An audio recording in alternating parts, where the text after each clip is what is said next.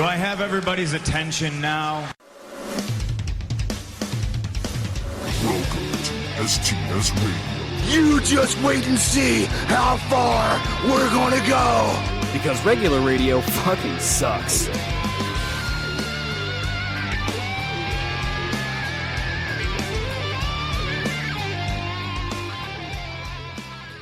Welcome to another episode of, shit, we didn't even come up with a new name for this fucking thing. Whatever the fuck this is. Welcome to our cast. With your two castaways. I don't know. It's a podcast. Welcome to the Bruce and Andy show, I guess. We'll just call it that for now. It's a placeholder. We're thinking about Goof and Doof. Am I, which am I? Am I the Bruce or the Andy today? Doesn't matter if you're the Doof or the Goof. I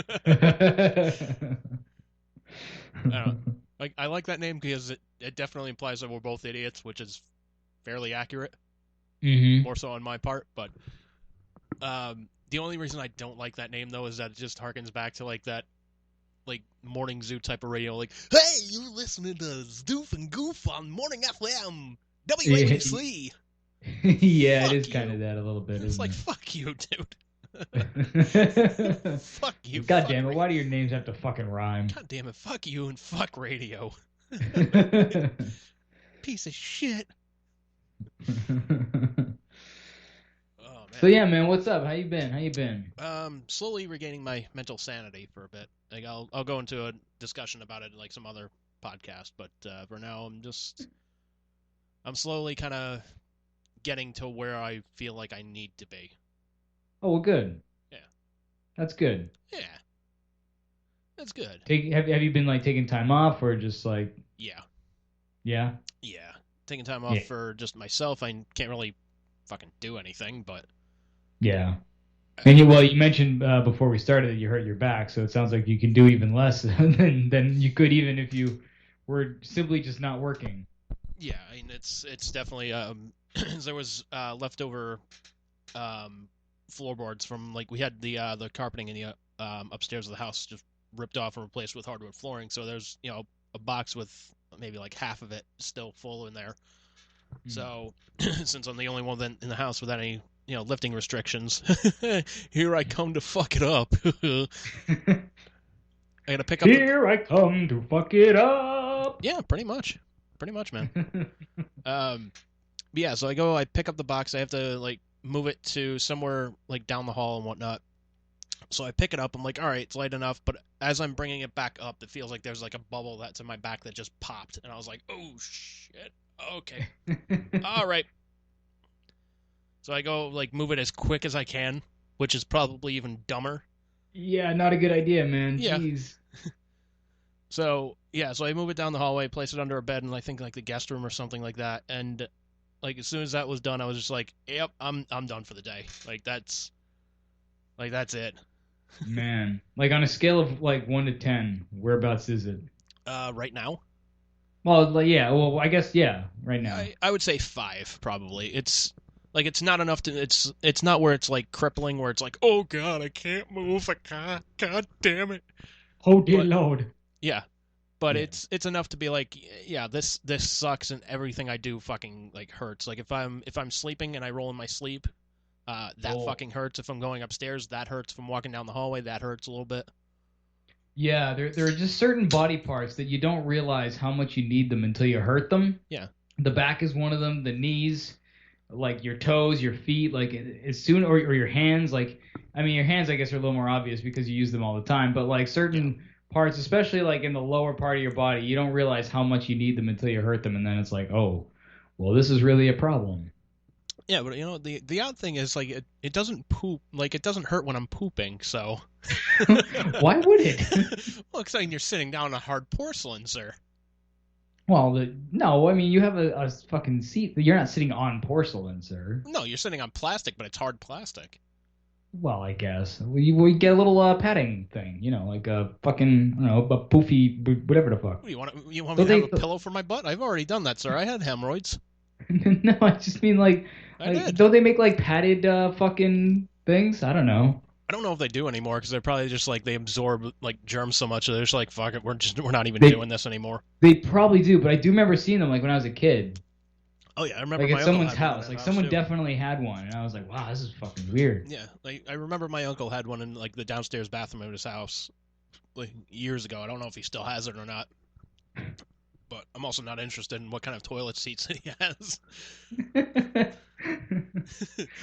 Weirdest Leave it to phone me to go to the bathroom observation. Yeah, that would be the weirdest phone conversation ever. Like, hey, Uncle Jeff, do you still have What's padded with your toilet seats? bathroom? Do you still have padded toilet seats in your house? Is your butt squishy when you sit down? Because it used to be. I remember that. What happened to the squishy butts?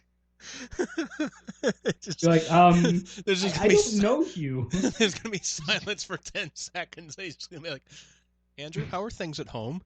Do I need to call somebody? Like they're not good. They're not Who's good. hurting you? Everybody.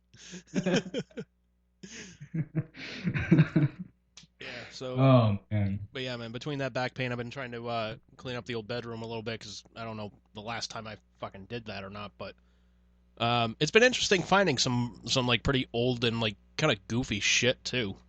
Digging up some old gems? If you can call them gems, I prefer to call them, shit nuggets in the rough, but tomato, if you will. So, one of the things I came across was a disciplinary notice that I got while I was working at Home Depot years ago. You a disciplinary notice? I can't imagine. Hey, sir, I was a model employee in some areas. Just not not this particular one. No, just model in the sense of I would just stand around like, look at this Home Depot apron. This really brings the room together. I thought you meant maybe like model of what not to do. Like, hey, everybody, you want to be a good Home Depot employee? Don't be this guy. Hey, kid, you like bandsaws? Here's something you don't do. Punch it while it's running. No, but it honestly, it's the goofiest goddamn thing ever. And like, all right, so a little bit of backstory for this. Just for those that don't know, and I'm going to talk a little inside baseball here a little bit. That's another thing we'll talk about. Is this like secret Home Depot information that we're going to get sued for because you're disseminating it upon our audience here? I don't know. It's one of those things. Like if you're an employee, you already know what's going on. But like the credit card policy when I started was they wanted to at least have you get one person to sign up for a new credit card per week. Mm-hmm. And I'm like, which seems a little asinine already. Yeah, because truth be told, Home Depot credit card has like a 26% interest rate last time I checked. Ooh, shit. Yeah, but they always tell us, like, oh, if somebody complains about that, just inform them. It's competitive. Like with who? Like with who? Seriously. Like yeah, like who offers a better rate to a credit card at Home Depot? Exactly. Not only that, but it's like well, it's competitive with the other stores. It's like, okay, well, yeah, Lowe's charges probably the same amount. Fucking like JCPenney, if they're still around, fucking Macy's, like Kohl's or whatever have you. Yeah, they have sky high interest rates too. But it's like, you want to really make us competitive? Just be like, by the way, our interest rate, 12.5%. Eat that, motherfuckers. That's fucking competitive. Yeah, like blow them out of the water. Exactly. Give them a reason. Give me a reason to try to Yeah, like give me a reason that your credit card is better than everybody else's. Like, I must have this credit card, otherwise I'm not fit to live on this fucking planet. So, anyways. So, one per week. So, one per week. And then, like, towards my, like, last days there, they changed up the policy. To where they said, okay, well, we want the part-timers to get one credit card for every 150 customers that come through the line. If you're full-time, you have to get, essentially 2 of them for every 300 customers that you get. Which is fucking ridiculous. And yeah, like how many does that basically equate to? Like, how many people do you think you, as a cashier, would ring through on a given shift at Home Depot? Really depends on the shift, depends on the Well, time sure. of day. But I would say on average, I probably went through about maybe 300 in a week, maybe a little less, maybe a little more, again, depending on the season.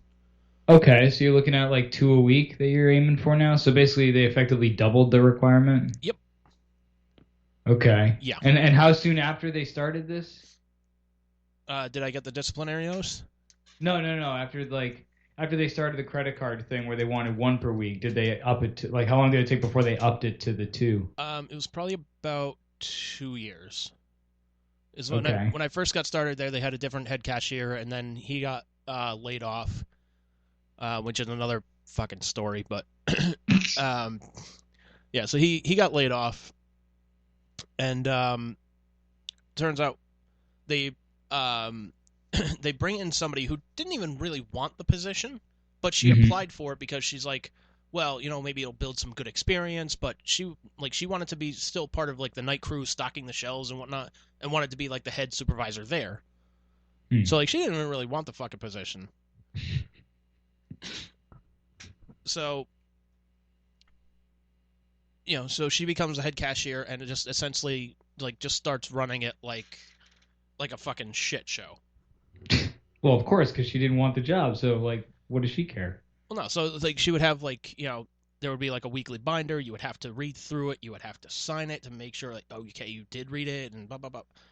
And then just every time I saw her, it wasn't like, hey, how you doing? You feeling all right or anything like that. It's like, Andrew, how many credit cards you gonna get today? And I'm like, Oh God. I'm like fucking none. Did you say that ever? No, I wanted to. I I was like, fucking. I was like, fucking none. I was like, fucking none. Like, I wanted to, but I was like, well, shit. I need this kind of money to pay the fucking bills I have right now. So shit. You're like, 0.5? I don't know. What does it average out to get me 2 a week? No. That many. I'm going to get my bare minimum, all right? Fuck off. Yeah, break off. Well, like Have a nice day to you too, ma'am. But like the odd part about the whole thing was like my entire time there, like every review that I ever had, like just after like I would say the second one, I always noticed this pattern was Andrew does a great job. He keeps the front end clean. He's very, personable with the customers. He's very nice with the fellow associates. He knows what he's doing. We can trust him to, run the front end if like a supervisor needs to like use the bathroom or something like that. Like he's very, very responsible. The only place they dock points, he's not getting credit cards. And I'm like, is that really like that, like the bad thing here? Like everywhere else, like I'm scoring off the fucking charts for you here, but Seriously. and they're just like, well, he doesn't get credit cards, so oh well. Yeah, so there's something similar that happens in call center world. I don't know I'm sure if it happens where you work. Again, I don't want to reveal where you work or where I work, obviously. What's up? I think we did last week, didn't we? Did we? I don't think we did, but anyways. If we did, it was an accident. But I've been trying to not reveal where either of us work. Anyways. At any rate, we both work in a call center, suffice it to say. So you know the pain of like the metrics that they try to uphold and things like that. Uh-huh.